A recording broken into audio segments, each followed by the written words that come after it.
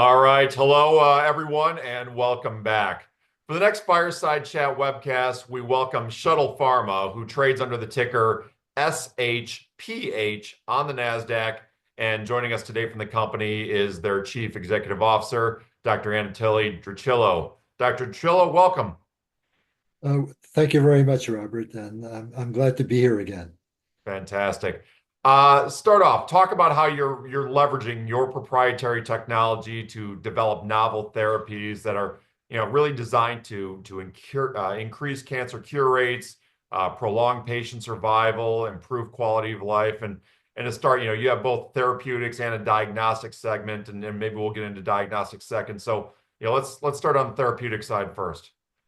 Okay, so the basic goal of Shuttle Pharmaceuticals, our founding mission, and all the focus is on being able to improve cancer treatment in combination with radiation. As you may know, and my background is in as a radiation oncologist. I've treated thousands of patients, and I ran a department for many years. And I also did research, and the research was always focused on trying to advance things that would improve the outcomes for these patients. Now, in general, there's two ways that you can improve the outcomes with on the therapeutic side. And that is one is you can improve the shaping of the radiation dose distribution. And that's usually done with high-end computers and radiation therapy machines. It's technology that has been profoundly improved over the last 20 to 30 years. And we are now capable of putting enough radiation into any tumor that we want to destroy the tumor in any location. The problem is, again, that when you do that, if you do that, there's only a few locations in the body where you can get away with it. And that is locations that don't have sensitive tissues that are surrounding the tumor or adjacent to the tumor.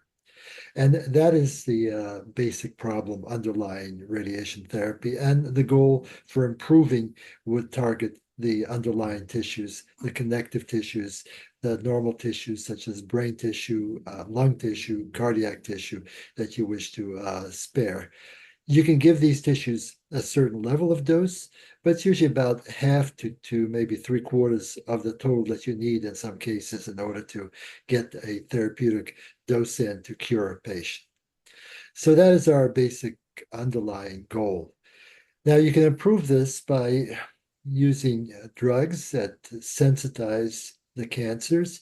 And this is drugs that get into the cancer cells and are able to make the radiation more effective by increasing DNA strand breaks. The ropidoxuridine is our drug that we use in that mechanism. And we are now at a point where we have advanced that to a phase 2 clinical trial that I can mention a little later. The other way is to modify the response of the body to the tumors. And that is the immune system can be activated against these cells that are damaged, but not necessarily destroyed completely. And your immune system can attack some of the antigens on the surface, and it can basically do the cleanup job that you want after a course of radiation therapy. So those are the main concepts underlying our science for our company. We have a clinical phase 2 clinical trial, the ropidoxuridine. That's our clinical drug, in clinical testing. We're performing this in 6 cancer centers on the East Coast, from Florida up through the uh, New England. And at the same time, what we have is with this particular drug, we have enough of uh, population of patients to be able to get this done in a rapid fashion. Okay, so that's one clinical trial to treat brain tumors. The second area that we are pursuing is the use of shaping the radiation, targeting the radiation, identifying where the radiation is, and determining the ability of treating a tumor. So these are called what's called the predictive biomarkers. We've licensed some intellectual property from Georgetown University, and we are trying to develop this for prostate cancer. And there are several molecules that we have within our portfolio that we're advancing in this area. So, so those are the kind of concepts that we have brought together, and things are going forward. And as we reach scientific milestones, we will be reporting these to the public. And our company hopes and looks forward to getting some of these agents into the market and commercializing them for the care of patients. Fantastic. Now that's a good overview here. I want to take a step back here and talk maybe a little bit more about the radiation sensitizer market, right? There seems to be a rather critical gap in care within this market. Talk about what is currently being used, how is it that sort of you're looking to bring something to the market that's completely unique? Right. So the history of radiation sensitizers is such that people have been working on this for a very long time. And the problem has always been that the radiation sensitizers that are out there are either toxic or they're difficult to deliver. And what's happened is some of the drugs that have been approved for other indications have formed the backbone of what's being used as sensitizers when people found that one of the side effects of a drug that was perhaps used as a single agent for the treatment of a GI cancer, when you use it in combination with radiation, the investigators found that there was a sensitization. So some of these drugs have come into use. So the basic concept of sensitization is real, and it affects cancer treatment now, but it's a small aspect. The drug that we have is primarily a sensitizer. It does not have any true effect by itself. You have to combine it with radiation. The FDA over the years has allowed the use of many of these, let's say, drugs that such as 5-fluorouracil or cisplatin. These drugs have been able to be used as sensitizers off-label. The physicians prescribe them, even though they don't have a direct, let's say, initial indication of sensitizer. The one drug that was approved initially for a sensitizer indication in head and neck cancers is Erbitux, and this is a monoclonal antibody. It requires an infusion, but it does sensitize cancers by attacking a growth factor on the surface of cells, a receptor, growth factor receptor. So in general, what we saw is that there is clearly a need for sensitizers, and there are people working on these things. Generally, people who are involved in understanding the repair of DNA and the immune response to cellular damage. These are the molecular targets, and then it's a matter of developing some of these targets. The molecule that we're advancing, robotuxuridine, was actually, a prodrug of a drug called iododeoxyuridine. Iododeoxyuridine is a very powerful sensitizer, both in cells and in tumors. And it was found to be, let's say, a good sensitizer if you can deliver it properly. The delivery had to be through intravenous delivery, which in radiation therapy requires an infusion over a period of 6 weeks, which then has complications associated with it, including local problems of the pump, and then in addition to that, some bone marrow suppression. Ropidoxuridine is a prodrug that is taken orally as a pill, and that pill is then metabolized within the body to the active ingredient, which gets into the DNA and then allows the effect on cancer cells as in terms of sensitization. That's sort of the main mechanism. The second mechanism that we are advancing, which is with the immune system, are selective HDAC6 inhibitors.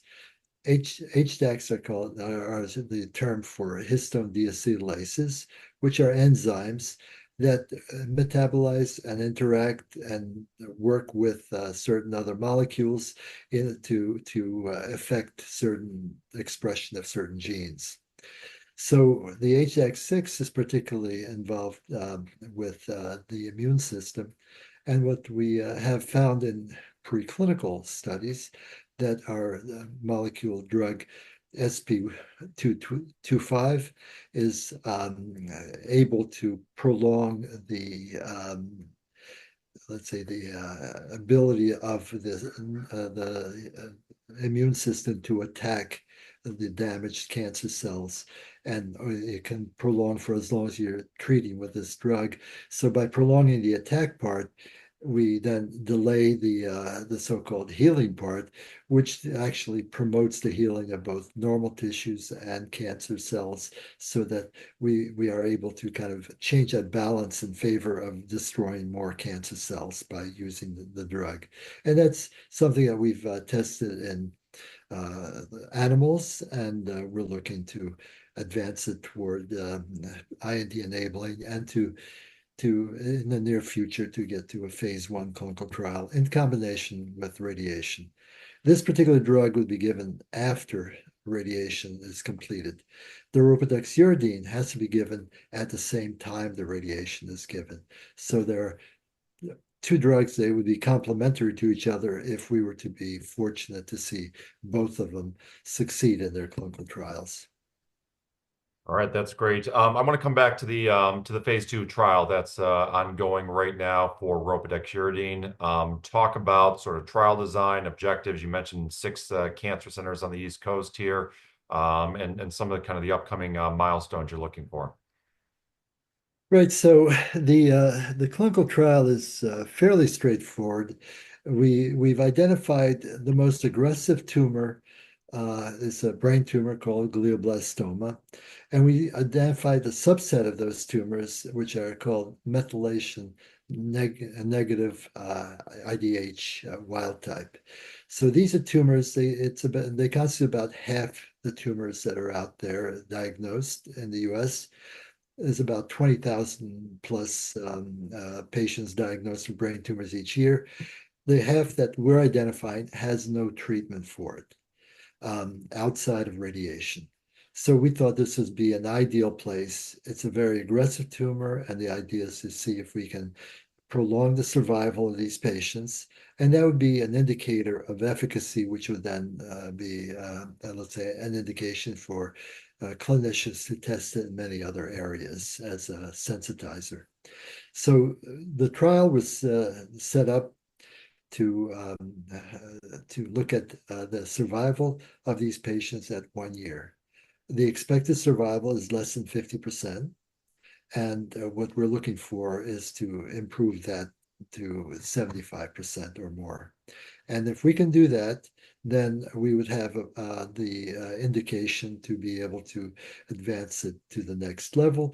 We would obviously work with the FDA on some of the, let's say, recognition for breakthrough and so forth. But more than that, we would ultimately have to do a phase 3 clinical trial, and that would then compare it to the standard of care, which is actually radiation only. Our trial is designed actually with a randomization in it, because the FDA at this time has advanced this so-called Project Optimus. And Project Optimus is intended to identify the optimal dose of radiation of a drug as opposed to the maximum tolerated dose. In the past, we would do doses in phase 1, and we take the dose that would be below the level at which you see toxicity from the drug, and we call it a maximum tolerated dose. And that dose would then became what you use to treat. And the FDA feels that some of these drugs might work with lower doses than that. Therefore, you would potentially have fewer complications and side effects and still get a benefit in cancer patients. So we're randomizing between two doses, 1,200 milligrams per day and then 960 milligrams per day. So there's a high and a low dose.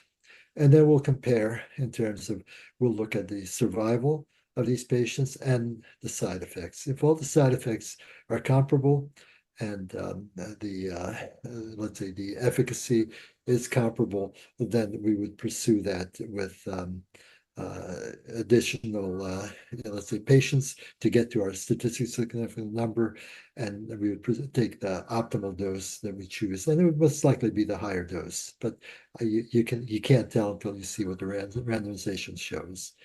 So this is being done at 6 centers. All right. Excellent. I want to transition here, given the timing, to a little bit more on the diagnostic subsidiary here.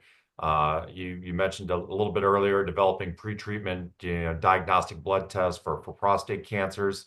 Talk about sort of the background that led you to this pursuit and why there is such a need in the market today.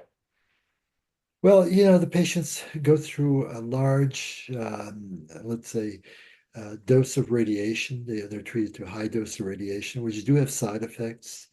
And it's costly, so that there's no point in giving it to patients who will not respond well. However, in the end, what we end up with is a situation where we'd like to just treat those patients that will respond, so we can save on both patient morbidity, get optimal outcomes, and at the same time, make it cost effective for treatment. The treatments are very expensive, so with radiation, so you don't want to treat a patient who's not going to respond well to it. And it saves the patient side effects, because some patients will not do well. So we've worked on assays where you take some blood before patients are treated, and you analyze the blood. And you have to have a large sample, obviously, to do this. We initially started with 100 patients that we analyzed blood from, and we identified certain metabolites and markers in the blood that correlate with patient outcomes. And with that, we have the ability to then tell the patient ahead of time, potentially, that you're going to do well with this treatment and your outcomes will be good, or you're not going to do so well, and maybe you want to consider some of the other treatment options for you. And that's the basic concept underlying this. Now, we have we've received government funding, contractual funding to develop this assay over a period of about 3 years. We now are at a point where we need to do a clinical validation. We've performed the analytical validation. We've identified the markers. We've made a test, and we call it the so-called PC-RAD test. And this is something that we worked with collaborators at Georgetown University, and those collaborators are, co-investigators or participants in this trial. But nevertheless, what we did is license the intellectual property to do the validation, so we can then propose to market this for testing prostate cancer patients. The second area that we've looked at is over the years, about maybe 25 years ago, I worked. I started working with a chemist by the name of Alan Kozakowski, and he's well known as a chemist who is very creative, and he was the first one to develop a molecule that would bind to the PSMA ligand on prostate cancer. This was subsequently developed to a molecule that was used by physicians to either diagnose the patient, let's say, spread of cancer in a patient using PET scanning, or to put a radioactive source on it to target cancer cells in a patient to treat. So those two drugs are already on the market. Pylorify is F18 labeled PSMA ligand, and the Pluvitco is lutetium labeled, which goes and actually kills cancer cells and prolongs survival in patients with very advanced cancer.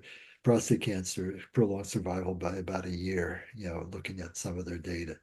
So I think that this is an area that is what do they call it? Targeted and personalized type of medicine, where there are biomarkers and there are also targeted delivery of the drug to those areas. And it's something that we are very much interested in, particularly since we have one of the best chemists in the world collaborating with us on this project. So this is where I think we are with this PSMA. So recently, I mean, we did invent a molecule called PSMA-B that we invented for use with proton therapy.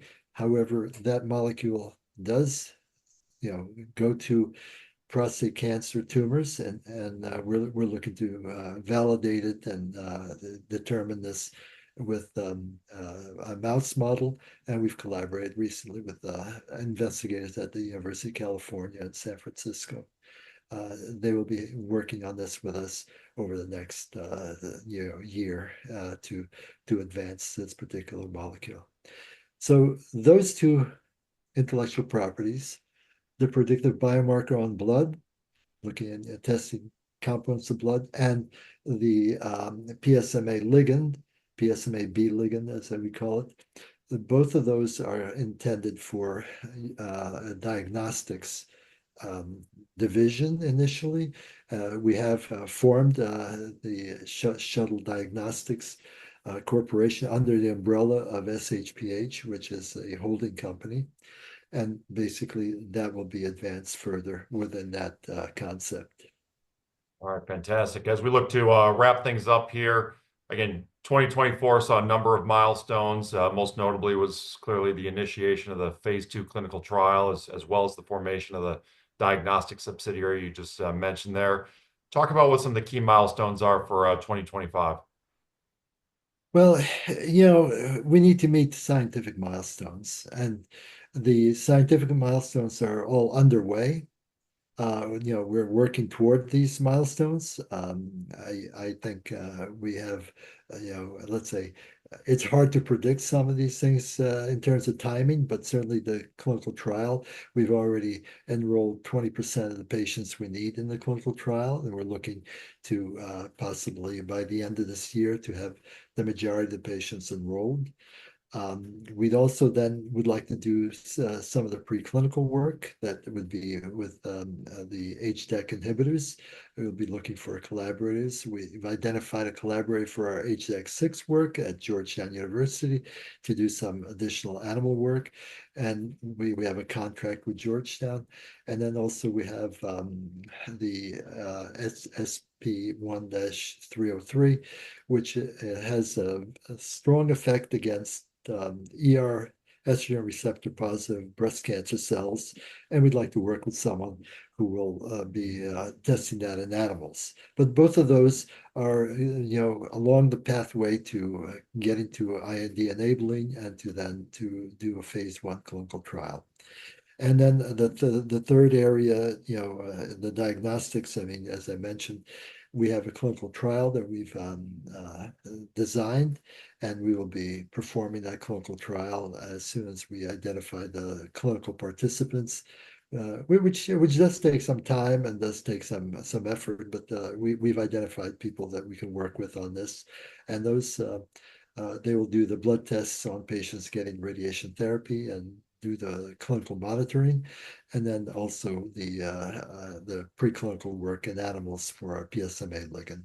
So those are the milestones that we want. We want to advance the clinical trial to the point where we'll be evaluating patients to see if the efficacy is sufficient to go to the next level.